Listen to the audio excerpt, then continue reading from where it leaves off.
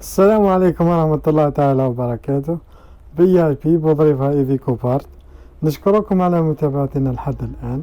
اليوم راح نشوفوا كيف نركبوا رأس المحرك للمحرك F1A، كيف نمسحوا لاكيلاس تاعنا، وكيف نركبوا لاشين، وكيف نديروا دي بروسيسز دو كالاج.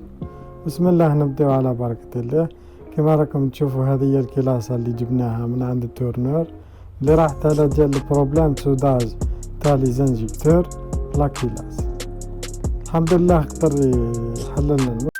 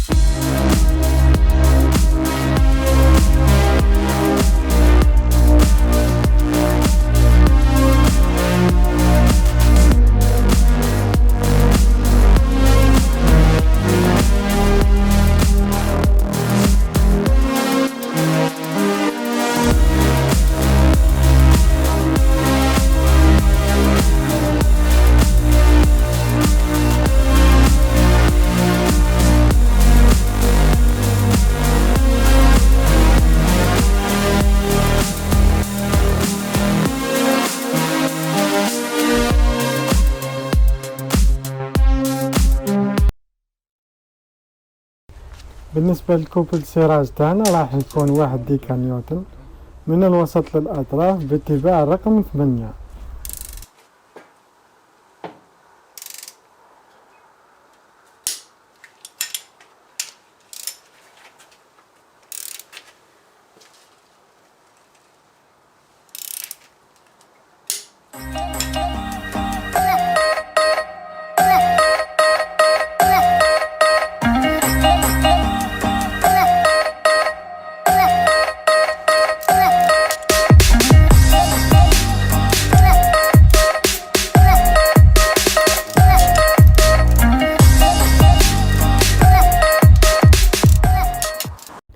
المرحلة الثانية من الكوب السراج تاعنا نستعمل زاوية 90 درجة، كل واحد كيف يحب يخدم.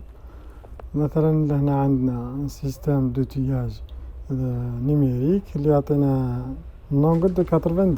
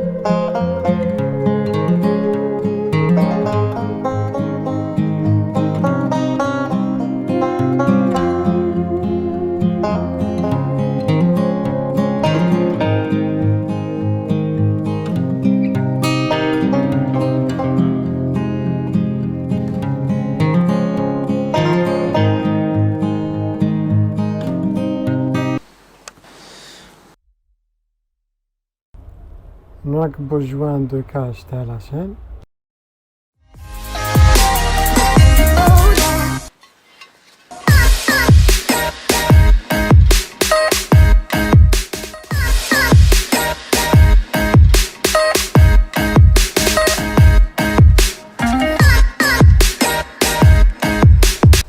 وهذه هي النتيجة النهائية اللي تحصلنا عليها بعد تركيب المحرك. أتمنى تكونوا استفدتوا معنا اليوم، متنساوش تابوني وتشتركوا معنا بالقناة، تفعلوا زر الجرس هكذا باش يوصلكم كل جديد. ماذا بينا كون تشاركونا الفيديو هذا، قولوا لنا في التعليقات اللي بعتلكم.